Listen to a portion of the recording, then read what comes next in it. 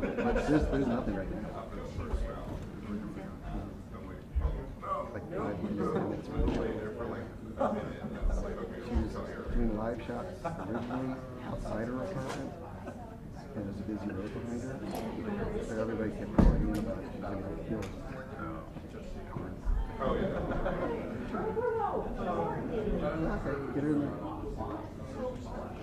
So she came from us for live for internet recording. So she had no experience. She's just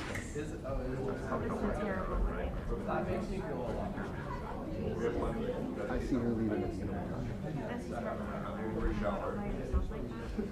Yeah. But again, you took the job in the morning.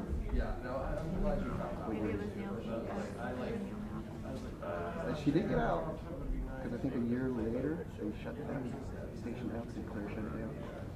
They keep shutting down stations.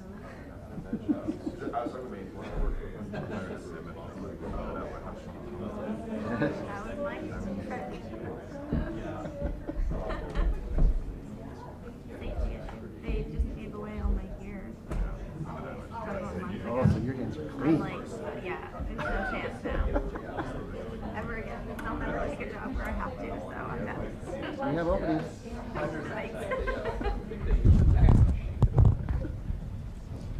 Good morning, everyone.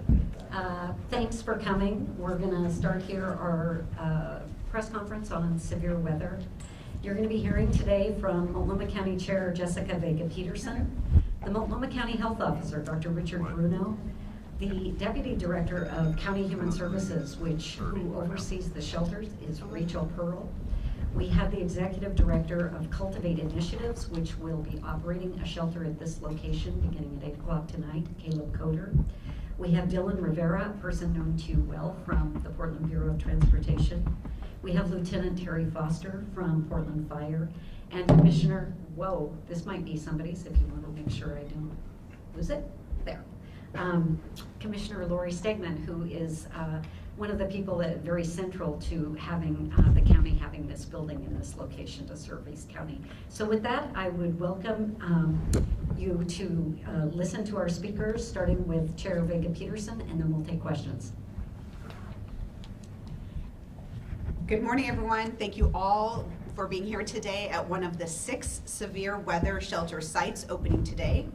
We have other sites expanding and more ready to open throughout the weekend, being here to support our community during this severe weather. We're here in Cook Plaza in Gresham to share critical news and make sure that our community stays safe during these next several days when we're expecting snow and especially frigid temperatures. This morning, I'm declaring a state of emergency that begins at 5 p.m. today, Friday, January 12th, and will be in effect through noon on Tuesday, January 16th. This is in response to the deadly cold winter temperatures tonight, likely snow tomorrow, and high gusty winds, particularly in the eastern part of the county. This emergency order helps our community provide shelter to everyone who needs it and saves lives. While some may be hearing about our severe weather for the first time today, Multnomah County works year-round to plan and prepare. We've been putting the move on plans into action, working to address this impending emergency for several days now. Beginning Tuesday, as the awareness of temperatures dropping, more than 100 groups working with the Joint Office's Supply Distribution Center began covering ground in 37 zones across the county, distributing gear to people sleeping unsheltered. We know there are critical tools to stay safer, drier, and warmer. In recent days, this has included more than 3,000 blankets, 1,500 ponchos, more than nearly 100 warm hats, and more than 1,000 pairs of warm gloves, more than 1,700 pairs of socks, and hundreds of sleeping bags, hot hands, and other helpful gear. We are working closely with providers and volunteers to make sure more survival gear gets into the hands of those who need it the most. Our response also includes daily coordination calls, increasing training to volunteers and employees, and commitments from the staff of the Behavioral Health Resource Center and other key providers to be open and available throughout this emergency. We're prepared, we're engaged, and we've gotten a lot of gear out the door and onto the streets in this last week. Our staff is also engaging with partners and providers like Cultivate Initiatives, Do Good Multnomah, and Transition Projects to open severe weather shelters. These shelters are for anyone without adequate shelter, including not having access to adequate heat and what they need to stay warm and safe. We are standing up shelters at the following locations tonight. The one we're in here, Cook Plaza at 19421 Southeast Stark and Gresham.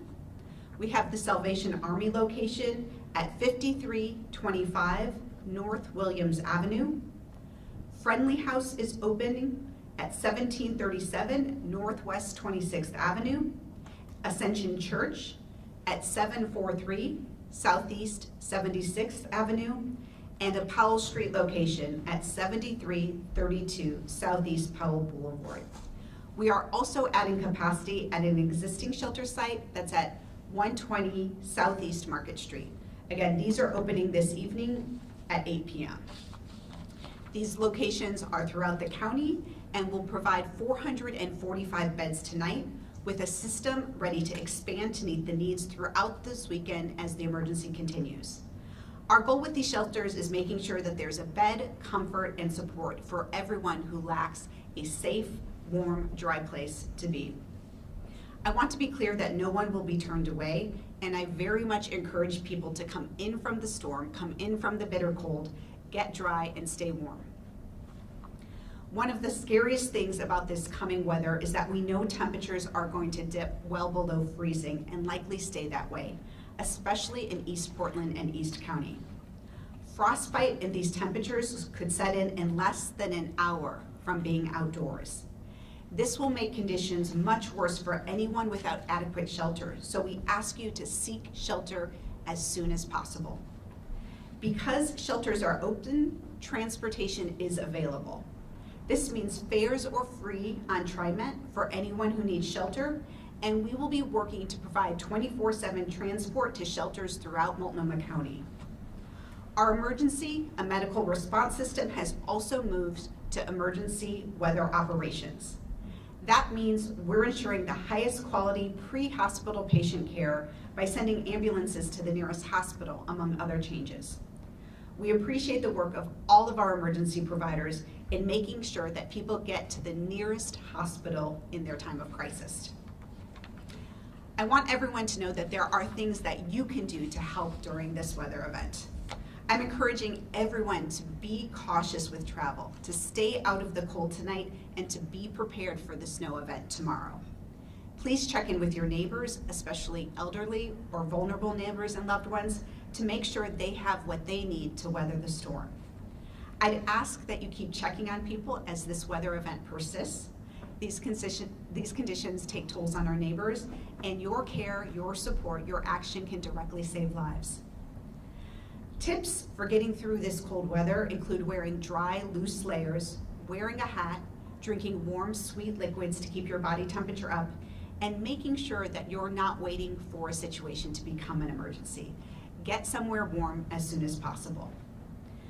We will be updating the community with information about shelter, transport, outreach, and other services on an ongoing basis over the next several days.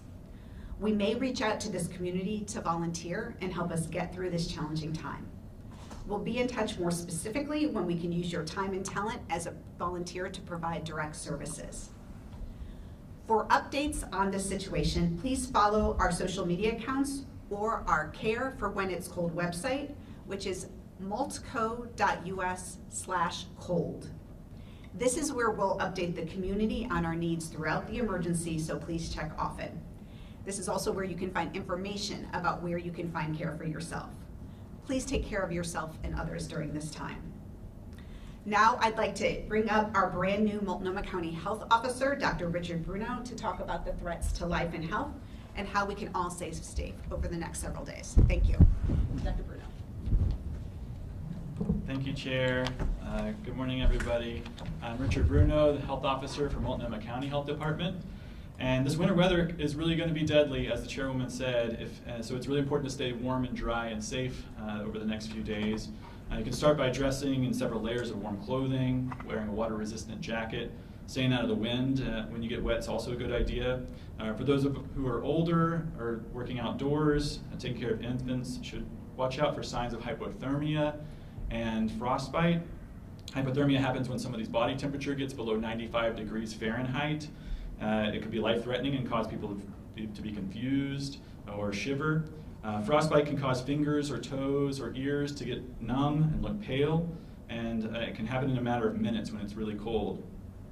Another major wintertime risk is carbon monoxide poisoning, which happens when people try to stay warm by burning fuels indoors without proper ventilation. Unventilated carbon monoxide gas becomes an invisible killer since it's odorless and colorless and poisonous.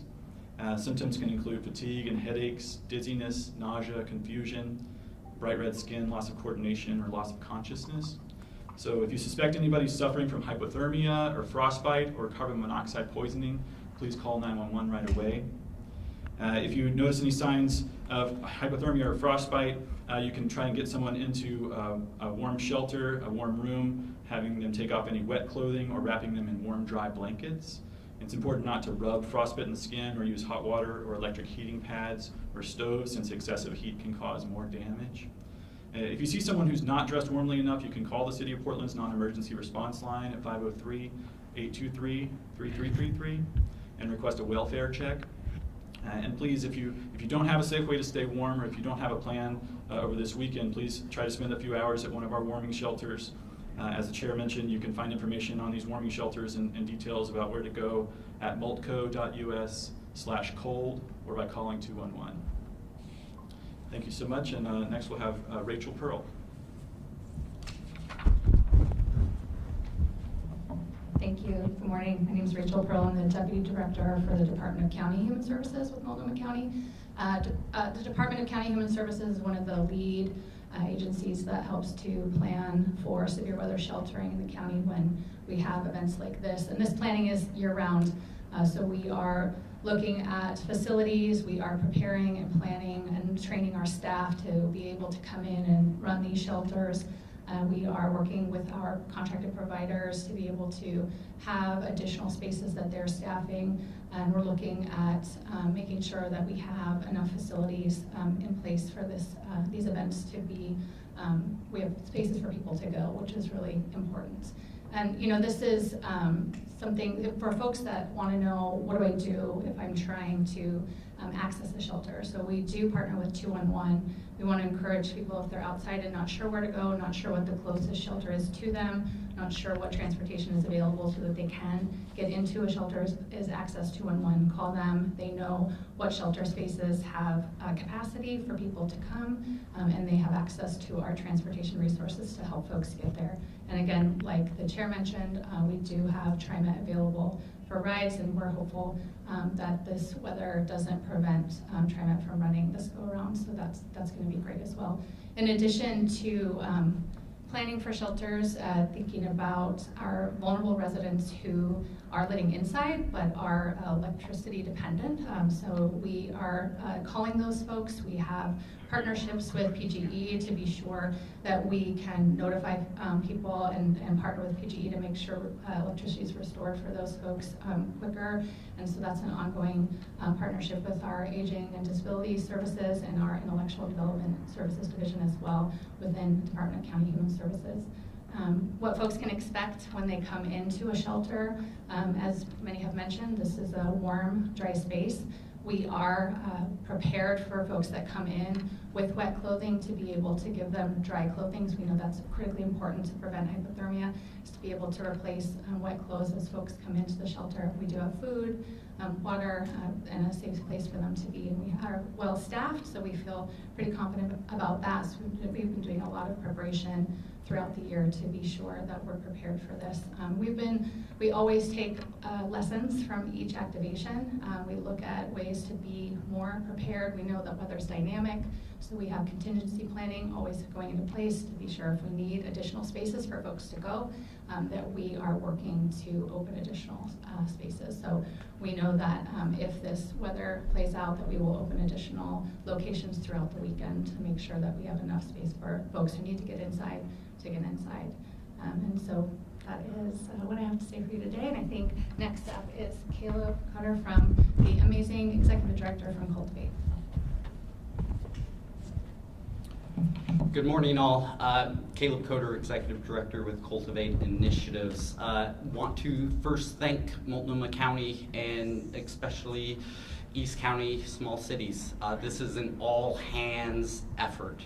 Cultivate Initiatives is eager to be operating Cook Plaza as a severe weather shelter. This is near and dear to our hearts.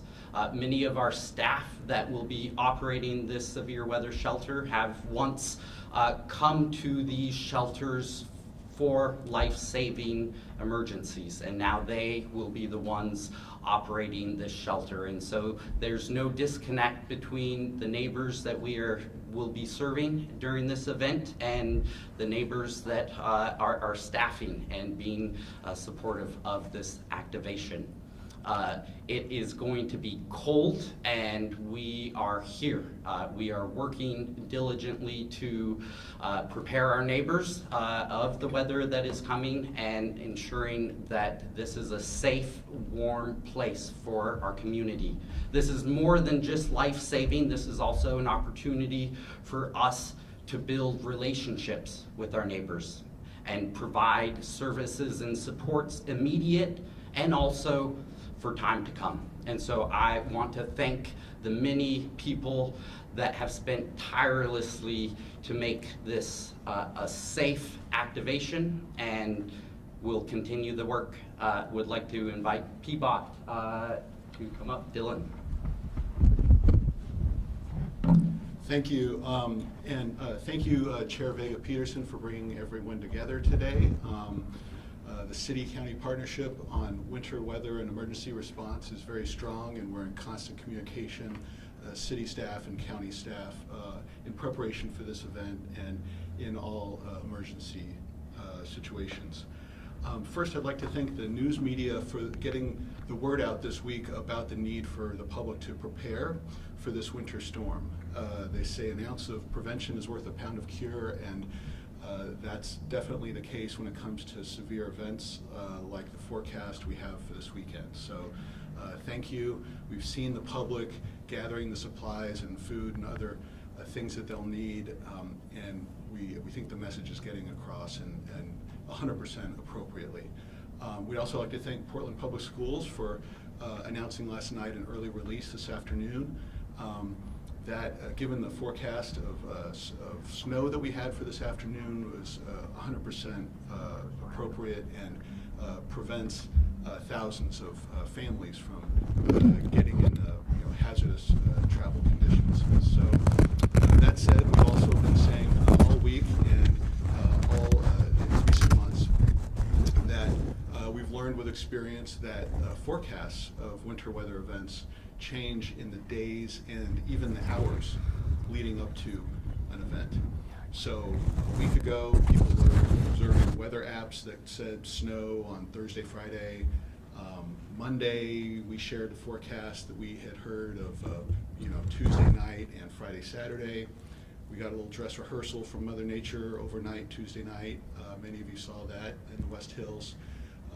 And as of yesterday, they were saying potential for snow Friday afternoon and evening and Saturday morning. This morning that has changed. The forecast from the National Weather Service now calls for snow to arrive in the Portland area Saturday morning rather than Friday night or Friday afternoon.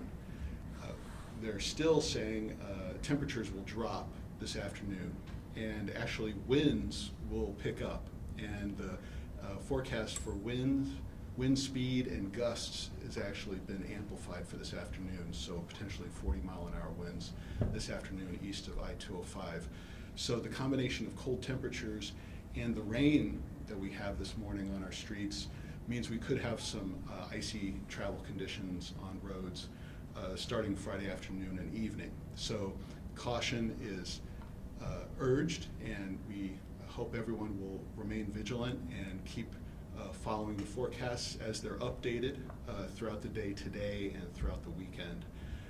The forecast remains for cold temperatures, freezing temperatures through Sunday and Monday. So much of the preparation you've been doing this week, you're buying supplies, you're preparing your family, will pay off and will be pay dividends in your safety this weekend. PBOT has been getting ready. We've been preparing our crews. On Thursday, we addressed the city's entire snow and ice fleet.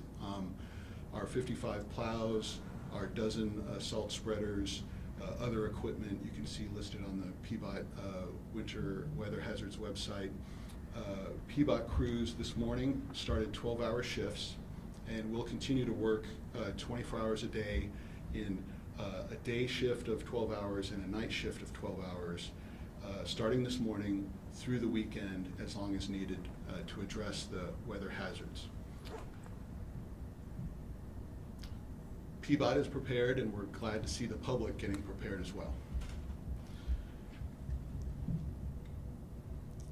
So everyone should continue to monitor the forecasts and see how they will continue to change, and understand that sometimes the forecasts are wrong. Sometimes a snow or ice or temperature event will arrive earlier or later or be of a different magnitude than forecast.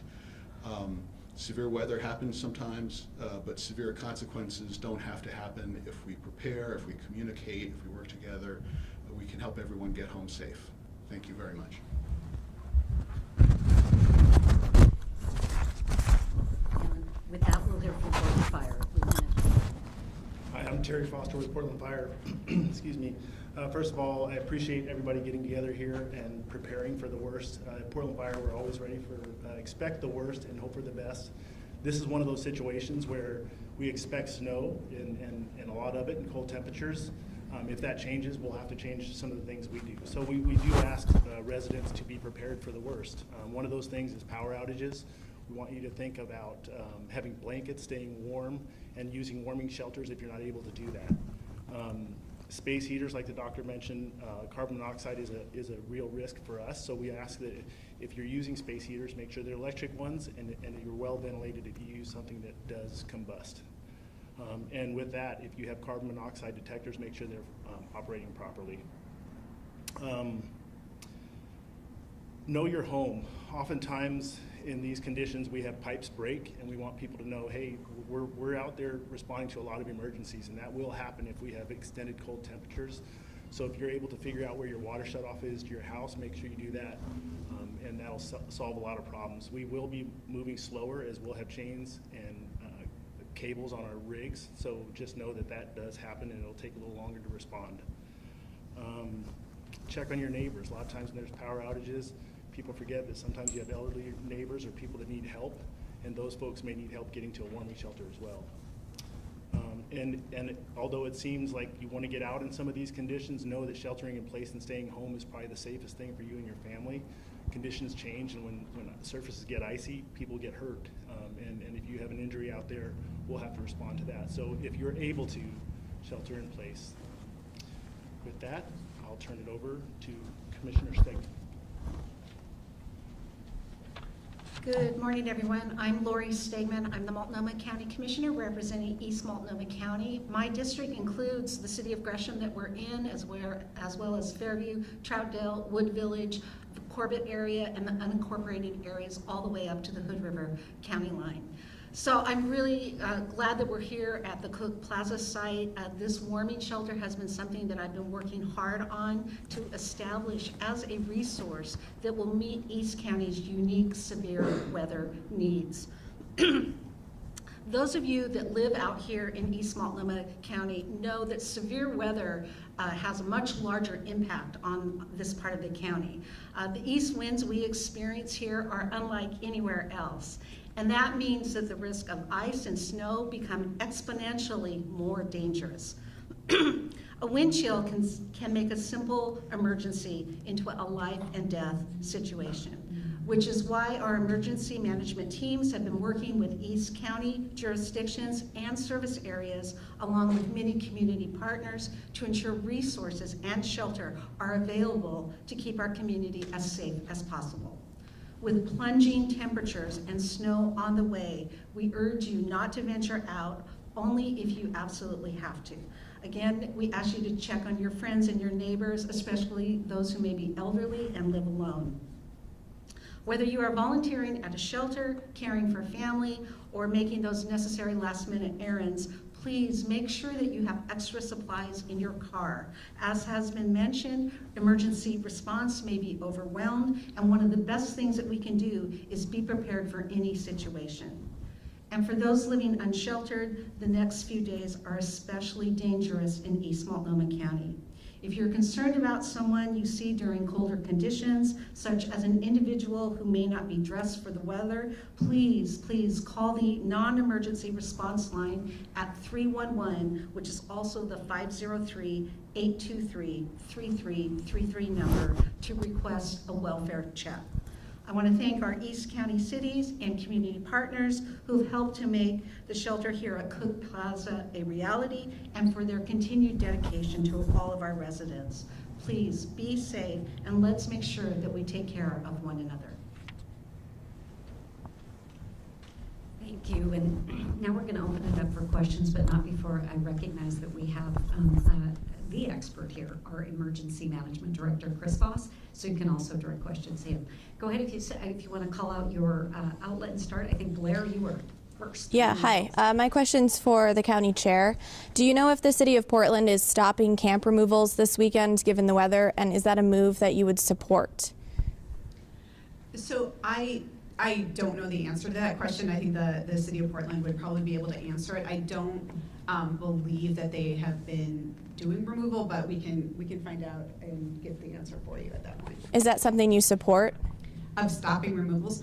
You know, I think that, so for the last, since at least Tuesday, we have had outreach teams going out to 37 different divisions throughout the county, reaching out to people where they are located when they're living outside, handing out supplies, letting them know that the severe weather, the freezing temperatures are coming this weekend, and encouraging people to get the help they need. So that work is so important because we know that these temperatures are life-threatening. We know that people who are living outside, especially for multiple nights, are at risk of severe injury, even death. And so that outreach has been critical. So I agree, like letting people stay where they are for now, but really so that we can know where people are, we can be doing that outreach, we can be communicating them and encouraging them to come inside. And that's the message that I would send, is that it is so important for people who normally are outside to come inside to find a safe, warm place to be, because these truly are life-threatening temperatures. Thank you. I have another kind of follow-up on the outreach portion. Will that outreach continue on through the weekend, and what division of the county is doing that outreach to different camps and throughout the homeless community? Yes, that outreach will continue throughout the weekend, throughout the entire severe weather event. And that is being, the coordination that is happening is through the Joint Office of Homeless Services, but it's mainly being done by many of our providers and partners who normally do that outreach work. It's done in a coordinated way. Really, whoever can answer, what capacity can you all add to these severe weather shelters? You said about 500 beds right now. How many more can you add, particularly if people whose power goes out needs to seek one of these shelters? Yeah, we have a phased approach to this activation, so we plan to add on Saturday, if everything continues and we remain open, around 140 additional beds, but we're looking at contingency planning around that depending on how Friday night goes. You know, we want to look at what the numbers are, and then we'll open some additional beds. Our goal is always to try to get to, we as part of our assumption planning, looking at what happened last year, how many people we know are living outside. We're continuing to look at those numbers to determine like how many beds we think might be appropriate. So our goal is over a longer activation to get towards over 1,000 beds, and we're hopeful that we'll be able to get there through this activation. So we'll start at that around 450, a little bit more than that on night one, which is more than we typically have seen, but we feel like with the cold, we want to be extra cautious. For 211, how staff will that be? I know in the past there's been trouble with staffing and answering the calls, so has that been prepared for as well? Yeah, I think that was several years ago where 211 struggled with staffing, and that has been addressed. They're very well prepared. We reach out to all of our partners well in advance when we are looking out at forecasts and we think it might be possible that we activate. We're talking to them, making sure that they're staffing up, talking to our contracted providers as well, making sure that they're staffing up so that we are well prepared to have coverage throughout 24/7 throughout an activation. So 211 is well prepared. Final call, if anybody. We have great sources here. You're welcome to, if you want an individual interview.